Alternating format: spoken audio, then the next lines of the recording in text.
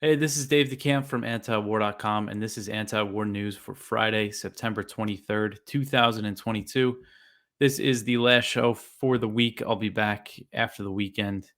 But for now, we got stuff to talk about. The first story at the top of antiwar.com: Dmitry Medvedev, the former Russian president who currently serves as the deputy chair of the Russian Security Council, he said on Thursday that Russia could use nuclear weapons to protect the territories of Ukraine that it will absorb after referendums are held.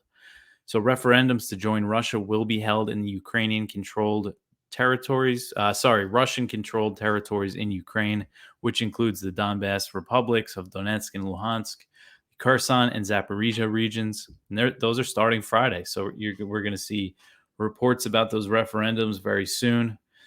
And he said these referendums will be held and these territories will be accepted into Russia.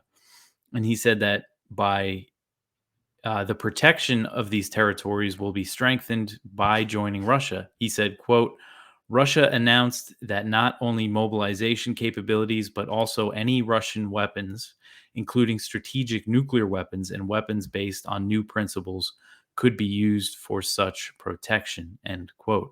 So, if you remember when Putin ordered his mobilization, he warned that Russia will use any weapons at its disposal to protect its territorial integrity, including nuclear weapons.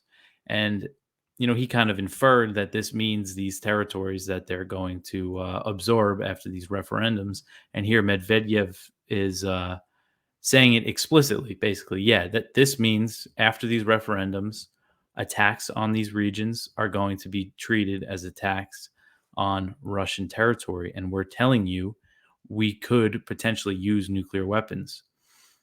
So it's a very, this is the result, as I said yesterday, this is the result of the U.S., egging Ukraine on in this war and shipping it billions of dollars and helping with intelligence and encouraging it to strike Crimea and just all this stuff kind of culminating into what is just such a scary scenario here now moving forward. In the U.S., I'll go over more in the next story. The U.S. is showing no sign of reconsidering its policy in light of these warnings and these referendums of this serious escalation. So the next one, this is the U.S. Blinken says that the U.S. will continue to support Ukraine despite the nuclear warnings.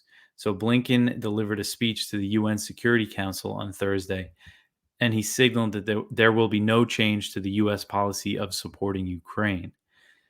Blinken said in this speech that it was up to Putin to end the war and that the U.S. would continue arming Ukraine. He said, quote, because if Russia stops fighting, the war ends. If Ukraine stops fighting, Ukraine ends. That's why we will continue to support Ukraine as it defends itself and strengthen its hand to achieve a diplomatic solution on just terms at a negotiating table, end quote. So that's kind of been the Biden administration's line throughout this war, is that they, when you ask them if they support negotiations, they say, "Oh, of course, there will be a diplomatic solution, but our role is to give Ukraine all these weapons so they get better leverage in these negotiations." But at the same time, they've completely abandoned diplomacy with Russia. They haven't shown any sign of trying to foster negotiations between the two sides, which when, the US and Russia cannot go to war, the US and NATO and Russia cannot go to war because of the risk of a nuclear catastrophe, but that just doesn't seem to be a issue now for the Biden administration, for the people that are pushing this policy, and they're just pledging to continue supporting Ukraine. And Blinken, he also, just to point out with Blinken, I mean, talking about diplomacy, he has only spoken with Sergei Lavrov one time since February 24th, since Russia invaded, just once. And they talked about a prisoner swap. They didn't even talk about the war in Ukraine. So he's completely failed his job as a diplomat. As a Secretary of State, he's supposed to be America's top diplomat, but he has totally failed in that role. He also criticized Russia for the referendums, calling it a dangerous escalation. And He called on the Security Council to send a message against Russia's nuclear threat. And Russian Foreign Minister Sergei Lavrov, he also addressed the Security Council, and he made clear that Moscow views the U.S. and its allies as a party to the conflict. He said, quote, "What's particularly cynical is the position of the states that are pumping Ukraine full of weapons and training their soldiers," end quote. So, on top of sending all these weapons in, the U.S. has been training Ukrainians at its bases in Germany and in other undisclosed places in Europe. We know that there's a CIA presence on the ground, according to reporting from the New York Times. There's also British special operations forces on the ground, according to the Times of London and also the New York Times. So they're very intimately involved in this war. And he said that Ukraine's Western backers, they want to weaken Russia, which Secretary of Defense Lloyd Austin, he said that outright back in April. So it's not some conspiracy that this war is about weakening Russia. They said it. And what's funny is there was a report, I think it was NBC News, that said Biden kind of scolded Austin for that rhetoric. It's tough to know how true any of reports like that are, but what was funny about it, I mean, it's not really funny, was that it said in the report that that is the US policy to weaken Russia, but we shouldn't be saying it out loud. Um, so it's definitely what they're trying to do is hurt Russia. So from Russia's standpoint, they're at war, not just with Ukraine, but with the US and NATO. Lavrov said, quote, "That policy means the direct involvement of the West in the conflict," end quote. So right now, where we are is that Russia is saying the U.S., NATO are directly involved in this conflict. They're a party to the conflict, and they're saying they're going to absorb these territories, and any attacks on them will be attacks on Russian territory, which they will be willing to defend with nuclear weapons. So any rational administration would say, okay, we need to, get to the table here and slow things down. But that's not what's happening. All right, the next one, Russia and Ukraine, they carry out a major prisoner swap brokered by Turkey and Saudi Arabia. So Russia and Ukraine, they made this swap that involved nearly 300 people. Ukraine said on Wednesday that it freed 215 people from Russia, including commanders of the neo-Nazi Azov battalion. That is the infamous neo-Nazi militia that was absorbed by Ukraine's National Guard in 2014. And they were fighting Russia in Mariupol. There was a major battle in that city earlier in the war, and they surrendered to Russian forces. And also among the 215 people were 10 foreign nationals, including 5 British and 2 Americans. In exchange, Ukraine released 55 Russians and pro-Russian Ukrainians, including Viktor Medvedchuk.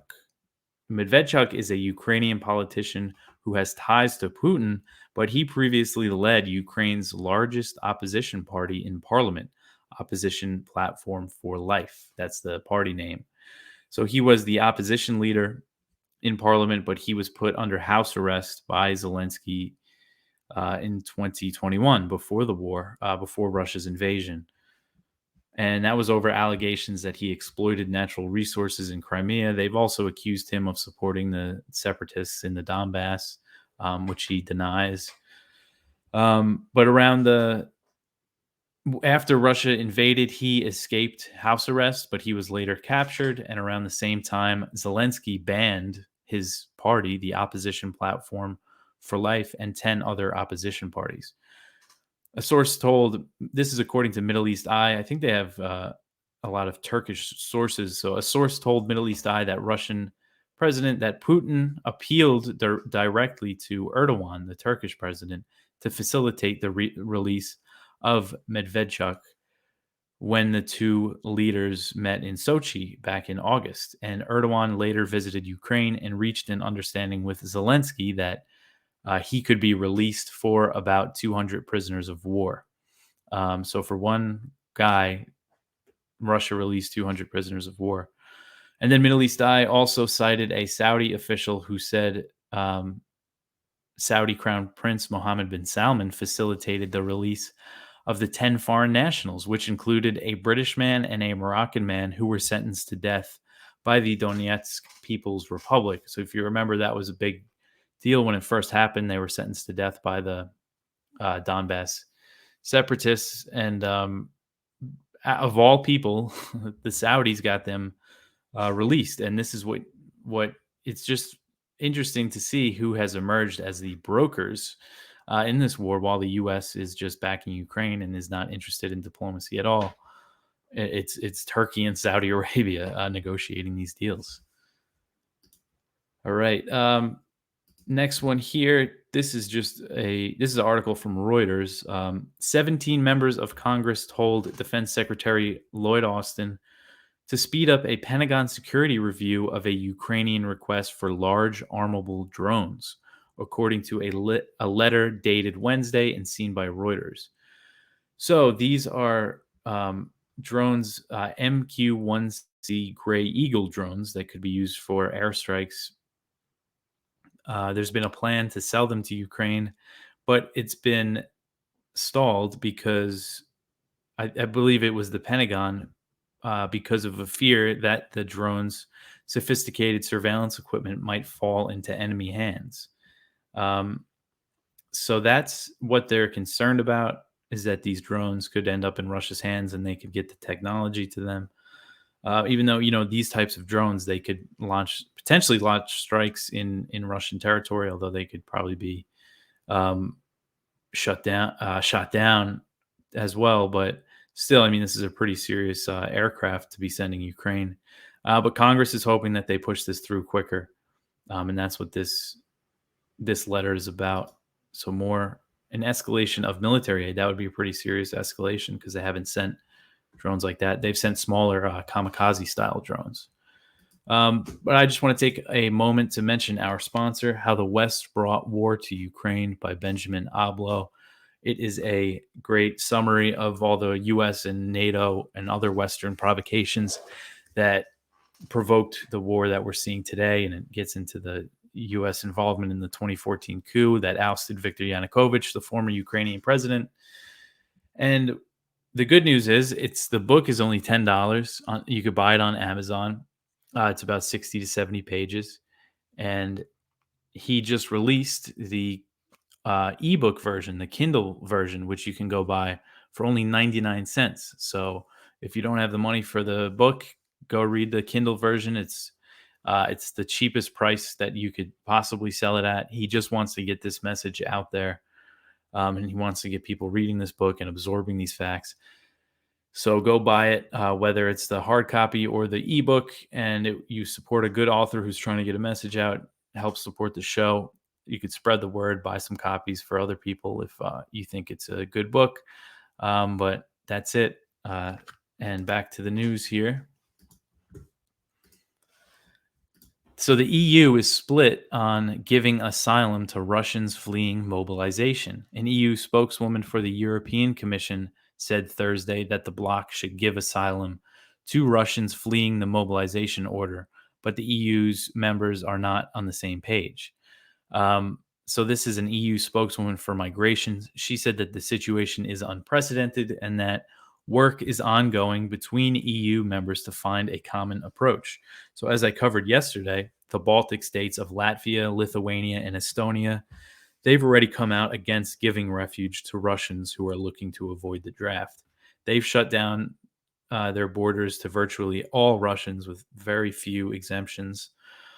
And it's, part of this collective punishment against the Russian people. Even the ones that want to, flee to avoid having to go fight this war. And then on Thursday, the Czech Republic said they also came out against it. They said they would not grant humanitarian visas for Russians fleeing the mobilization. The Czech foreign minister said, quote, "I understand that Russians are fleeing from ever more desperate decisions by Putin, but those running because they don't want to fulfill a duty imposed by their own government, they don't meet the criteria for humanitarian visa," end quote. So it's just strange, because they're very against Russia and their war, but they're saying, oh, just, if you don't want to do something that your government wants you to do, that doesn't mean you can you get refuge here. It's just kind of a weird way to put it, I think. But over in Germany, several officials have signaled that Berlin would be willing to take in Russians who don't want to be drafted.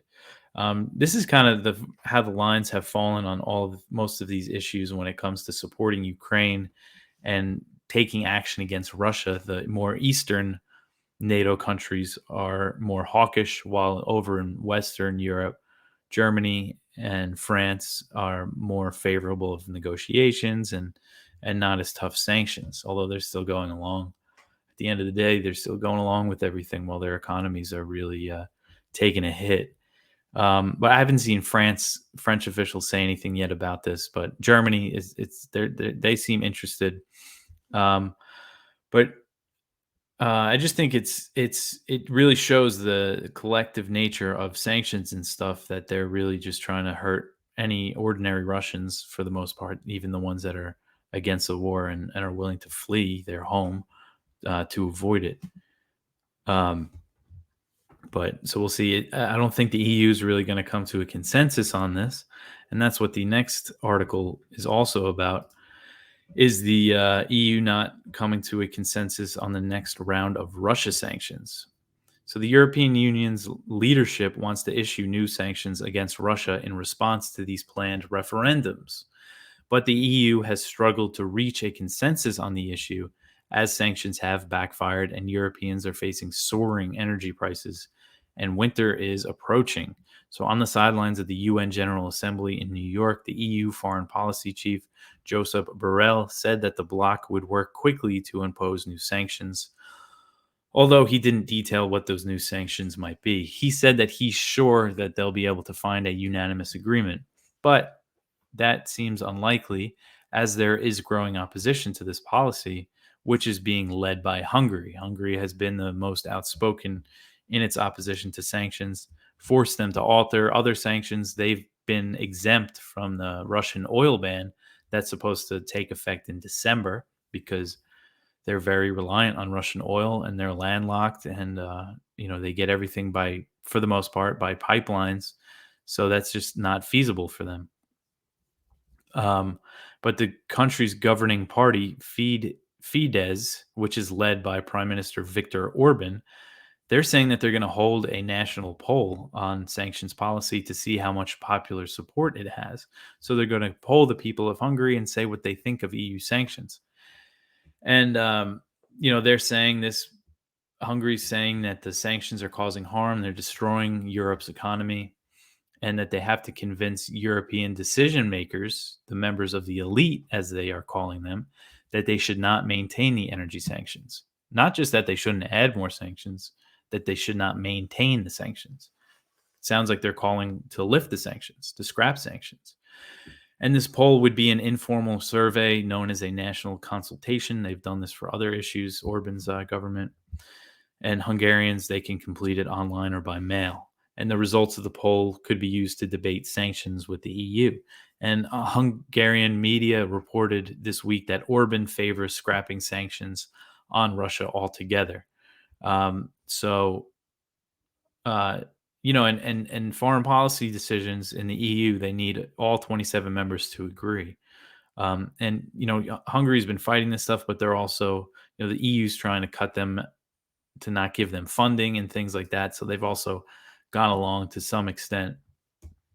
The next one, this is from Kyle Anzalone at the Libertarian Institute and Connor Freeman. And I just saw this was posted. I haven't seen this article yet, but the South Korean president calls U.S. legislatures. I want to keep this show family friendly, so he called them F-worders. He was caught on a hot mic insulting President Biden on Wednesday. So he referred to Congress by this slur because President Biden apparently pledged $6 billion in humanitarian aid for South Korea and deployed an American aircraft carrier there for the first time in a while. But he's saying Congress could, I guess he's worried, he's insulting Congress because he's worried that they might not pass this aid bill. And he's saying that Biden would lose face, if they didn't pass it. But it's just funny. But this stuff is an example of the growing ties between Washington and Seoul. The U.S. is expanding military ties with South Korea. They just restarted doing major military drills with them. And tensions are really high again with North Korea. The Biden administration hasn't made any progress in that area, and the South Korean president Yoon, he's more hawkish than his predecessor on that issue. All right. Oh, we left up the one from yesterday about Somalia just because it's an important story and I don't think it really got much attention anywhere. But I just have to make, I said something yesterday that wasn't quite right on this. I said that, the US backed an Ethiopian invasion of Somalia in 2006, and that's what led to the rise of Al Shabaab. But one thing I said that was wrong is that WikiLeaks showed us that the US twisted Ethiopia's arm to invade, but that's not right. That was based on an article that I saw, but there isn't actually a WikiLeaks cable that said that. And I just don't want to spread any wrong information about this issue and about WikiLeaks. But the US certainly did back the invasion, but we don't know if they really had to convince them to do it, like that article said. But I linked to in this article, this is from Scott Horton. It's a chapter of his book, Enough Already, Time to End the War on Terrorism. And it's the chapter on Somalia. And it details all the U.S. intervention in that country and just the failed policy and how it's just such thorough work as he always does. And if people want to just learn the background, this chapter's right on antiwar.com and you can go read it because people need to know how what U.S. intervention did to that country and how they're justifying this new bombing campaign against Al Shabaab. I shouldn't say new; it's been going on for so long now, but they're just not the threat that they're made out to be. All right, again, I just apologize for saying that thing that wasn't right. And then the next one here is from Jason Ditz. Canada extends its Iraq war mission by another 12 months. So with just hours left in its military mandate on the Iraq ISIS war, Canada's defense minister announced a one-year extension on Thursday evening. So Canada is in Iraq, is involved in this anti-ISIS coalition, part of the U.S.-led operation there. And a few hundred troops from Canada are in Iraq, and they're also stationed in Jordan and Lebanon, which are training missions that they say are related to ISIS. So really, this is just a reminder that this mission is still going on. U.S. troops are still in Iraq. About 2,500, I believe, are still there. They recently changed the name of the mission to a combat one. They said that they changed it from combat to a training mission, but it really didn't change at all. Really, the U.S. presence in Iraq is just a tripwire for a conflict with the Shia militias that are opposed to the U.S. presence there, and there are other elements that are opposed to the U.S. presence there. But yeah, this is just really a reminder that this operation is still going. But that is it for the news for the day. We got a lot of good viewpoints as always. But I want to remind you guys, October 8th at the Department of Justice in Washington, D.C., there will be a protest for Julian Assange. I will be there. I will be speaking. There's another pretty good lineup of speakers. I know Chris Hedges is going to be there. Ben Cohen, the co-founder of Ben and Jerry's. There's going to be a lot of other big names there. I got to get the complete list. I know Eliza Blue. She is a human trafficking rights advocate. She's going to be speaking there. And Garland Nixon, he's a radio host, political analyst. Man, I meant to have this all in front of me today, but I'll definitely keep you posted on that. But check out my Twitter. I've been sharing and retweeting stuff about that, and you guys should get on it. If you're not in the area, you could help promote the protests and stuff like that on social media. But that's it for me for today. For the week, I'll be back after the weekend. If we make it through the weekend, things are looking pretty bad. But yeah, and you could contact the show news@antiwar.com. If you're watching on YouTube, you could also watch on Odyssey. You can listen to the podcast audio download. We're all over the place. But thanks for listening, and I'll see you guys next week.